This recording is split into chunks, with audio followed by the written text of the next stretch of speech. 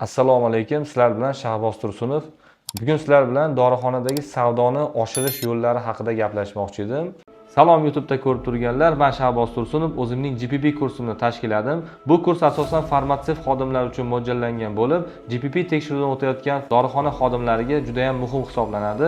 Chunki kurs davomida farminspeksiyada beriladigan savollar va ularga javoblar ko'rib chiqiladi.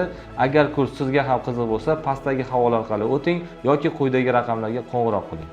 Dorixonada savdoni oshirishda bir qancha yo'llari bo'lib, ulardan eng muhimlari o'sha farmatsevtlarni xodimlarga ko'rsatayotgan yoki mijozlarga ko'rsatayotgan xizmatlarni sifatini oshirish bilan bog'liq. Agar sizni xodimingiz yaxshi, mijozlar bilan xushmuomala, mutaxassis sifatida yetuk, yaxshi farmatsevtik konsultatsiya ko'rsatadigan xodim bo'ladigan bo'lsa, o'z-o'zidan bu korxonada, bu dorixonada mijozlar oqimi vaqti bilan vaqt o'tgan sari ko'payib boradi. Bu esa siz o'z-o'zidan savdoyingizni oshishiga olib keladi. Dorixonaning savdosini oshirishda asosan rahbarlarga beradigan maslahatim birinchi o'rinda xodimlarning professionallik darajasini va ularning xushmuomalalik darajasini oshirishga harakat qilinglar. Shu yo'l bilan o'z-o'zidan vaqt o'tishi bilan savdolarni oshirishinglar mumkin. Ikkinchi o'rinda bu eng avvalgi o'rinda turadi degan bo'laveradi. Dorixonani ochayotgan paytda lokatsiya juda ham muhim o'rin tutadi. Agar siz dorixonangiz hech qaysi bir tibbiy tashkilot yoki klinika yoki ambulator davolash maskanlaridan uzoqroqda bo'lsa, siz bu dorixonaning savdosini oshirishga ancha qiynalasiz.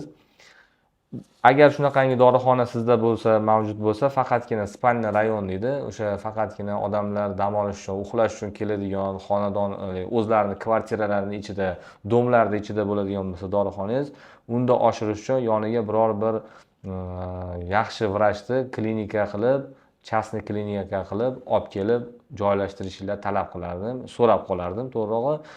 Chunki vrachni olib kelsalaring, u vrach bilan o'z-o'zidan mijozlar ham, bemorlar ham keladi. Bu bemorlar vrachdan yozdirilgan retseptni 70-80% holatda yonidagi dorixonadan olib ketishga harakat qiladi. Chunki birdaniga hamma muammoni yechishga harakat qiladi. Insonning psixologiyasi shunaqa. Undan tashqari, agar klinika ochishning imkoni bo'lmasa, yoniga ambulator davolovchi yoki o'sha kapelnitsa, ukol qilib qo'yadigan biror bir klinikachi ochib qo'yinglar, ambulatoriya ochib qo'yinglar. Shu bilan ham sizlar mijozlarni o'zlaringizga tortishinglar mumkin. Yana agar joyda endi tanlaydigan bo'lsalaring, avvalambor tibbiy tashkilotlar bor, vrachlar ishlaydigan biror bir yaqinroq joylardan joy olinglar yoki biror bir supermarketmi, qanaqangidir gavjum joylardan aptekaga joy qilish ma'qul. Hech qachon iloji boricha dehqon bozori yoki shunaqangi savdo rastalarini yonlaridan, eshigini tagidan dorixona qilishga harakat qilmanglar. Nimaga desalaring, u yerga borayotgan bemor yo'qda, bemor odam bozorga bormaydi birinchidan. Ikkinchidan, bozorga borgan odam miyasida hech qachon dori olish niyati ham bo'lmaydi. Kamdan kam holatlarda agar topa olmasa, oqtarib borib qolish mumkin bozorda eshigini tagiga. Bo'lmasam o'sha uzoqroqda joylashgan parkovkalar yoki yo'l bo'yidagi gavjum joylardan olishga to'g'ri keladi. Ular o'shani o'zlariga ma'qul ko'rishadi. Birinchi o'rinda xodimlarning xushmuomalaligi, ikkinchi o'rinda mana lokatsiya muhim dedim. Yana undan tashqari xodimlarga savdo qoidalari, uni marketing qoidalarini ilojisi bo'lsa treninglarga borib, ularni o'qitinglar. Shunaqangi xodimlar bor, men ko'rganman. Oddiygina dorixonaga kelsangiz, bosh og'rig'iga tabletka so'rab keladigan bo'lsangiz, qanaqangidir vitaminlarni sizga sotib, 10 ming so'mlik bosh og'rig'i dorini o'rniga sizdan 100 ming yoki 200 ming so'm pulingizni olib qolishadi. Nimaga?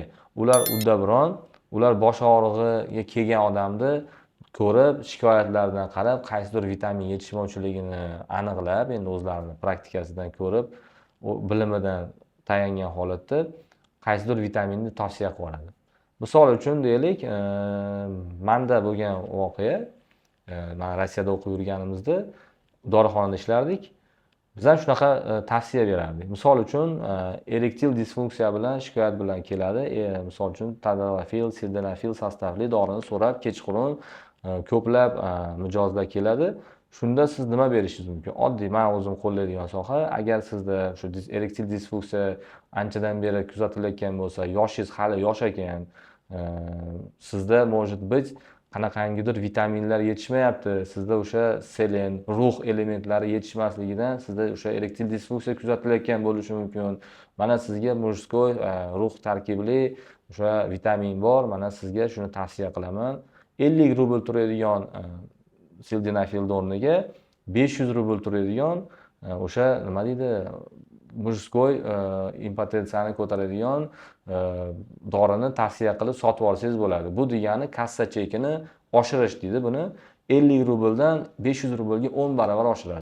Salom YouTube'da ko'rib turganlar, men Shahboz Tursunov, o'zimning GPP kursimni tashkilladim. Bu kurs asosan farmatsevt xodimlar uchun mo'ljallangan bo'lib, GPP tekshiruvdan o'tayotgan dorixona xodimlariga juda ham muhim hisoblanadi. Chunki kurs davomida farminspeksiyada beriladigan savollar va ularga javoblar ko'rib chiqiladi. Agar kurs sizga ham qiziq bo'lsa, pastdagi havola orqali o'ting yoki quyidagi raqamlarga qo'ng'iroq qiling. Yana bu yerdan dorixona rahbarlariga yana bitta tavsiyam chiqadi. Sizlar xodimlarga faqatgina okladnoy summa pul to'layotgan bo'lsalaring, bu juda ham xato. Nimaga desalaring, biznesda shu qoida bor. O'zgarmas xarajatlardan qochish kerak iloji boricha. Xodimlarni rag'batlantirish degan narsa bor. Sizlar xodimlarga okladnoy chas qilinglar, faqat kichkinaroq qilinglar. Misol uchun 2,5 million so'm oklad olasan, sen qachonki menga to'lov chiqib, to'lov vaqtida ishlasang. Va mana bu nima deydi, vazifalarni bajarsang. Undan tashqari 2,5 million so'mdan tashqari kuniga umumiy kassani chekdi summasidan ma'lum bir 0,1%mi, 0,5%mi o'zlaring hisob-kitob qilasizlar bu narsani. Ko'rib, hisob-kitob qilib senga ajratiladi. Qancha kassaga ko'p, misol uchun savdo ursang, o'shandan seni oyliging ham oshadi. Keyin undan tashqari mana bat hali men sizlarga aytgan narsam, bizning boshlig'imiz nima qilardi?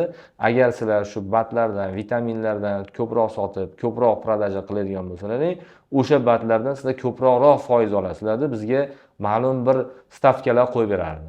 Misol uchun o'sha batni sotganingizdan keyin, misol 500 rublga sotadigan bo'lsangiz, uni kamida 50 rubl, 100 rubl sizga tushadi. Nimaga?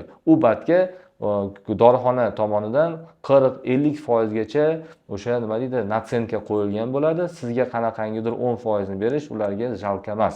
Shuning uchun rahbarlarga, xodimlarga jalka bo'lmasin, qanaqangidir sohada 10% yoki 5% gacha premiya, ya'ni nima deydi, maoshini oshirib berish maqsadga muvofiq bo'ladi. Endi ko'ringlar, qaysi yo'l sizlarga to'g'ri tushishini men aniq aytib bera olmayman. Men sizlarga bilganim o'sha 3 ta soha. Birinchisi lokatsiya, ikkinchisi xodimlarning xushmuomalaligi, uchinchisi o'sha xodimlarning savdo sotiq qilish qobiliyati.